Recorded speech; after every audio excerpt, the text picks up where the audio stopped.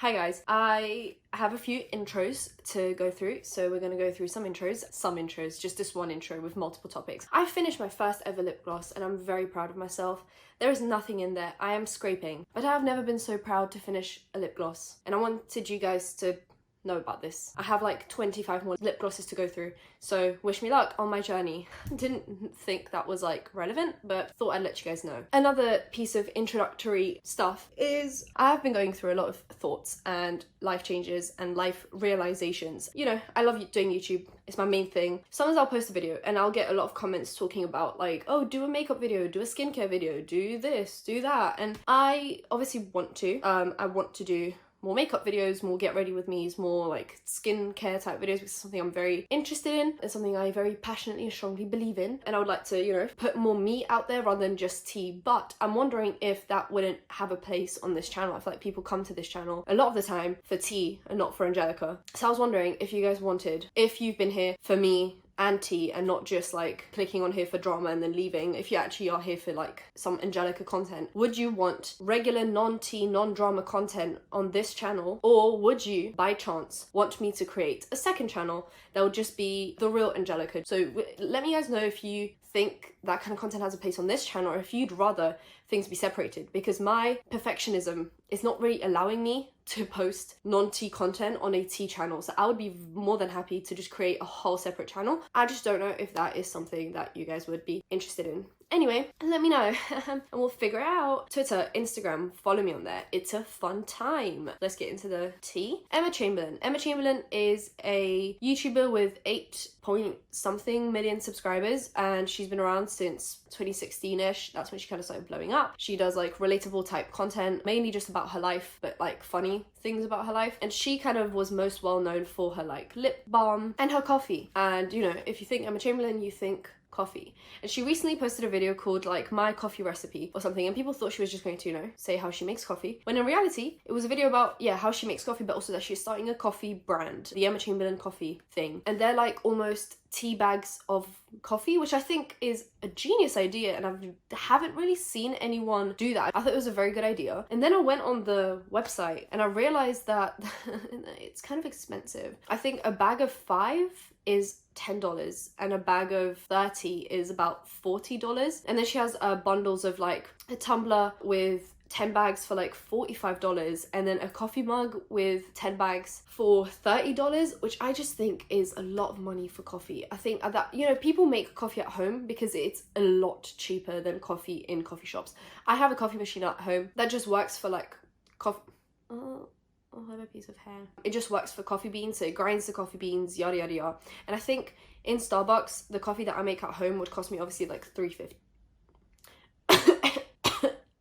I'm still a little bit ill, if you can't tell. At Starbucks, the coffee that I make at home would cost me about $3.50 to like £4. And at home, I think it ends up being like literally like 10p or like 20p for like a latte, like not some filtered coffee, like an actual latte with an espresso, like 2 espresso shots, milk. Like it really comes out to maybe like 30p pence. And with this, it would cost you, you know, a lot more. So you're not really getting that much bang for your buck. And I just wonder if Emma Chamberlain prices her things that way because she knows people will buy them regardless, if that makes sense. Like every time she's released merch or any sort of collaboration or anything, it's never been affordable. And I feel like it's because the first time she released merch, it was expensive and people complained, but yet it still sold out. And I think that just sends her the message that she can make things more expensive and still sell out. So why would she make it cheaper, if that makes sense? Like people will complain and they will still buy it, is what I've realized on the internet. The outrage never actually translates to consequences. Outrage is usually just a few loud people making it look like everyone has the same opinion, when in reality it's just the 10 people being very loud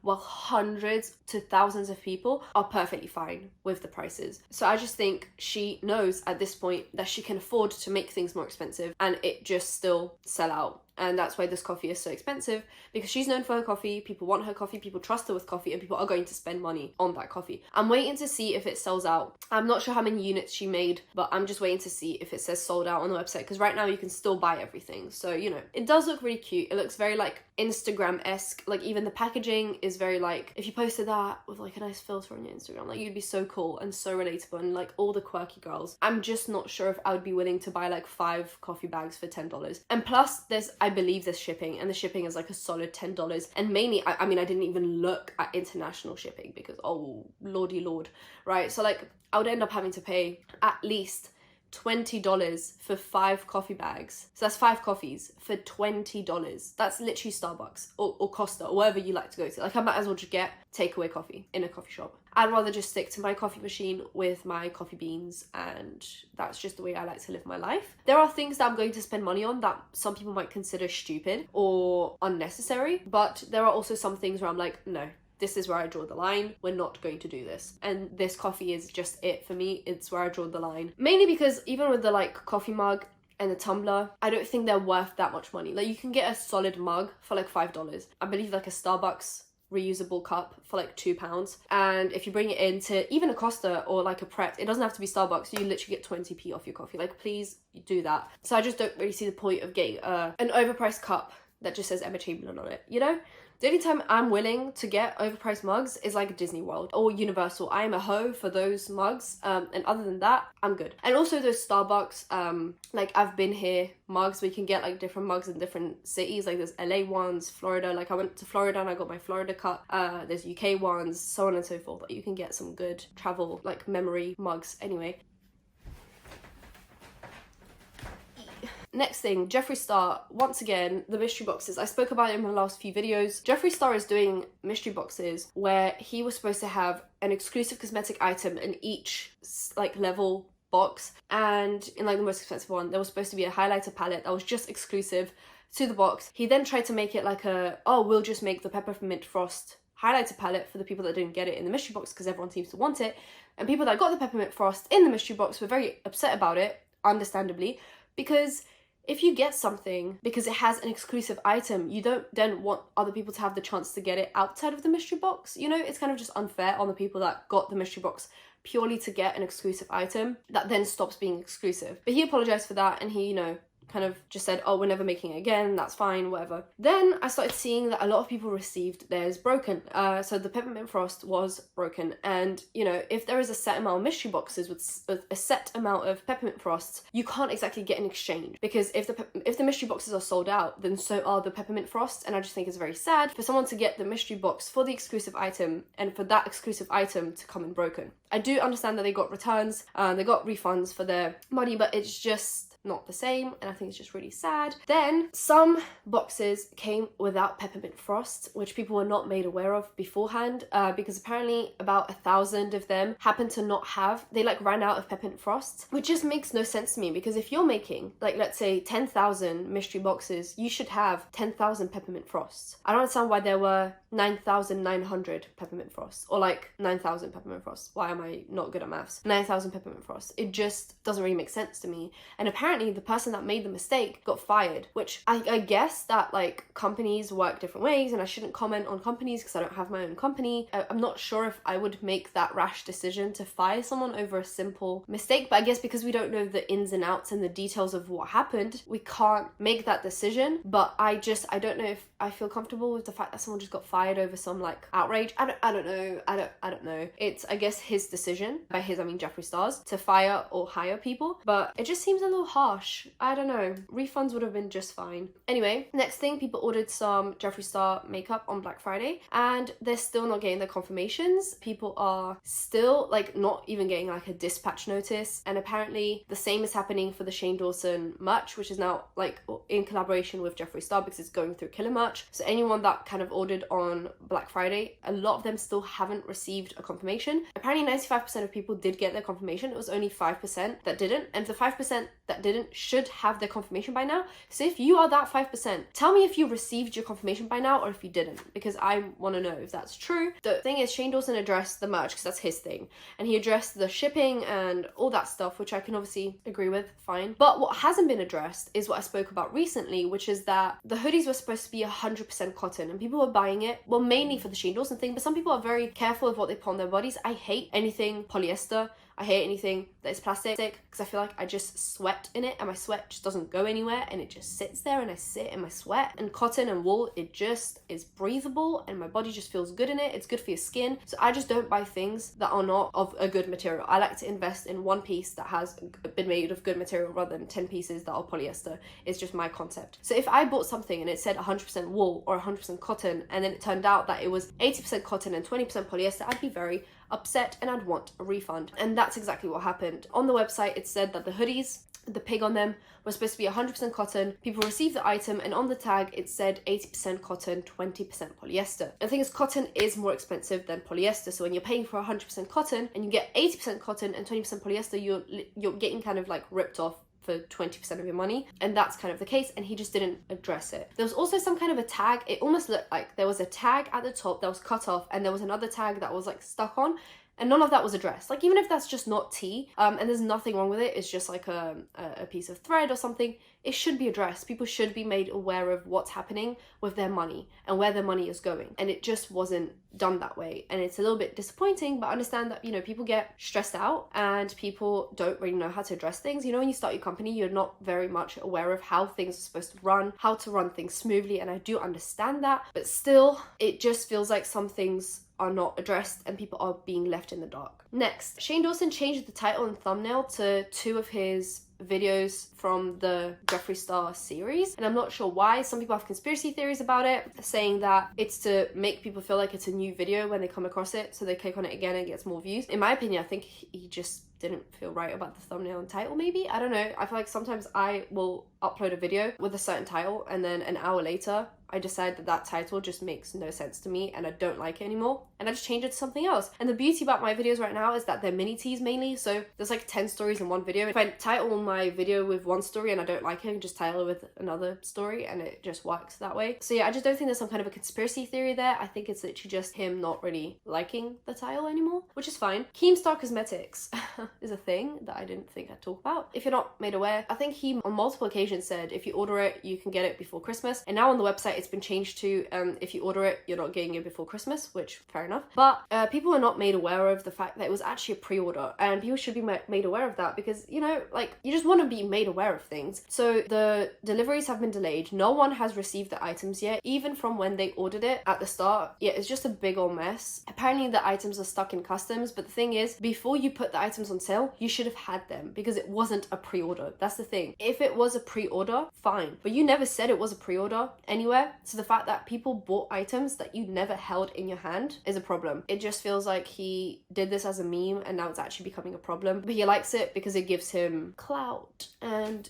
drama channels are going to talk about him. Except I'll never put him in my title and thumbnail, so unless you click on this video and you watch it all throughout, you will not know it's about Keemstar, and that's the tea. Talking about Keemstar had a lot to say about the Jessie Smiles and Curtis Lepore case. If you don't know what happened, you can definitely watch Jessie Smiles videos on it, and you can go on her Twitter and she has a whole statement that she wrote out about the situation. So if you want to go there and listen to her talk about it, do that. I feel like I can never give the story the justice that it deserves, so I just think she is the best person to go to kind of find out what happened. But Keemstar has always been a skeptic. On the 22nd of December 2019, Keemstar said, "I hate cases of, you know, trying to have like a more PG-ish channel is difficult with these cases." But if you know the case, you know what I'm talking about. In most cases, only 2 people in the world actually know what happened.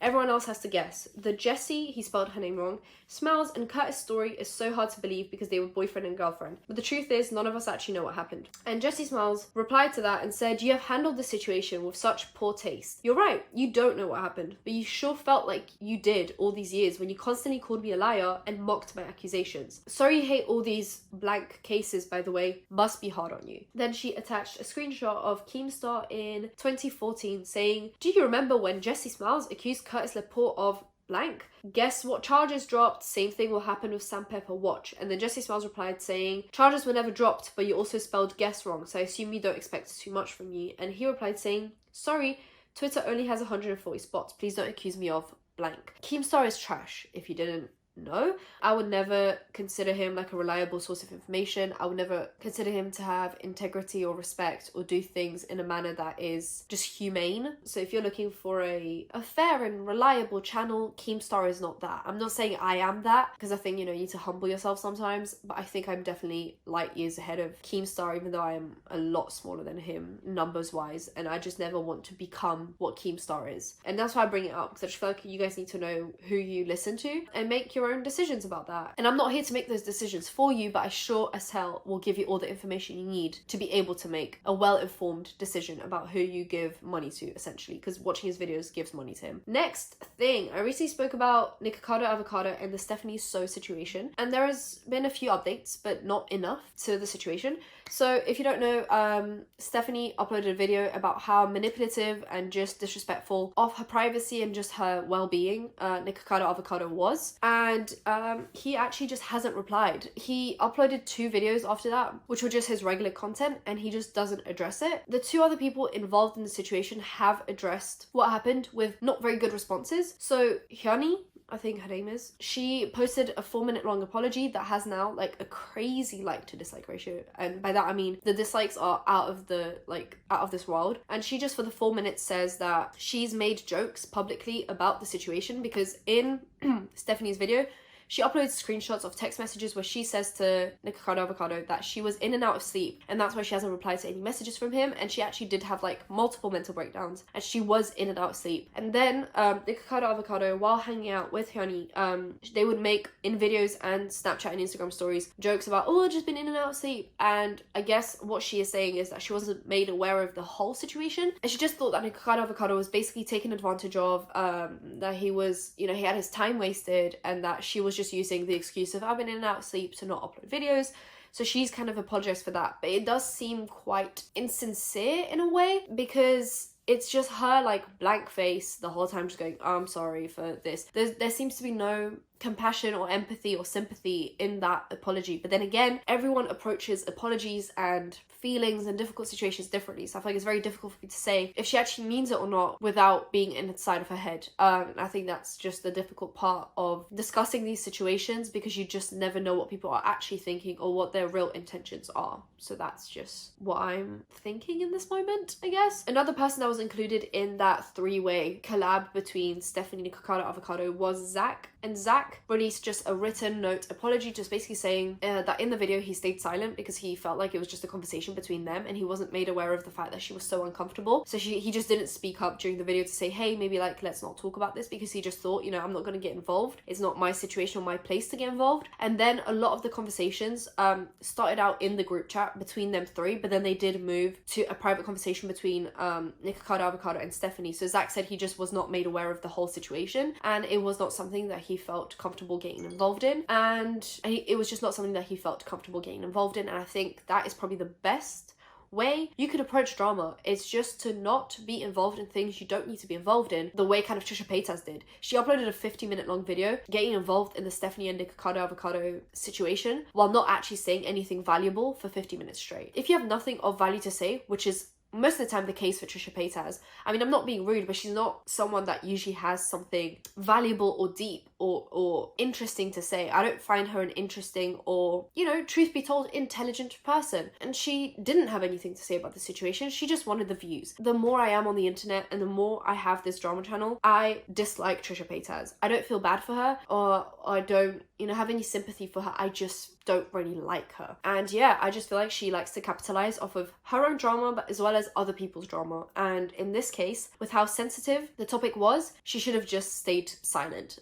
realistically. So yeah, you guys tell me what you guys think about how people have or haven't addressed this situation, and what you guys think about the, I guess, intentions behind the apologies, or what you think the intentions were. Another thing, there is a YouTuber on this platform called Natalia Taylor, and she uploaded a vlog recently where her manager was just extremely rude to like a UPS driver. She started honking at him and just being extremely rude to him, and then they go on to joke about how like that's just LA, like you just have to, you know, be ruthless and you've got places to be and everyone needs to move out of your way. See, I live in London and it's a big city, and it's comparable to LA in that sense, where everyone's just in a rush constantly. But I have never just like honked at someone doing their job to be like, oh, get out my way, I'm so much more important than you, and my life is so much more important than you, and you clearly have nowhere to be right now, and I'm this busy person, and your needs or job or wants are so much less valuable and important than mine. And I feel like that's exactly what LA does to some people, and that's why LA has such a bad rep of people going there and just becoming idiots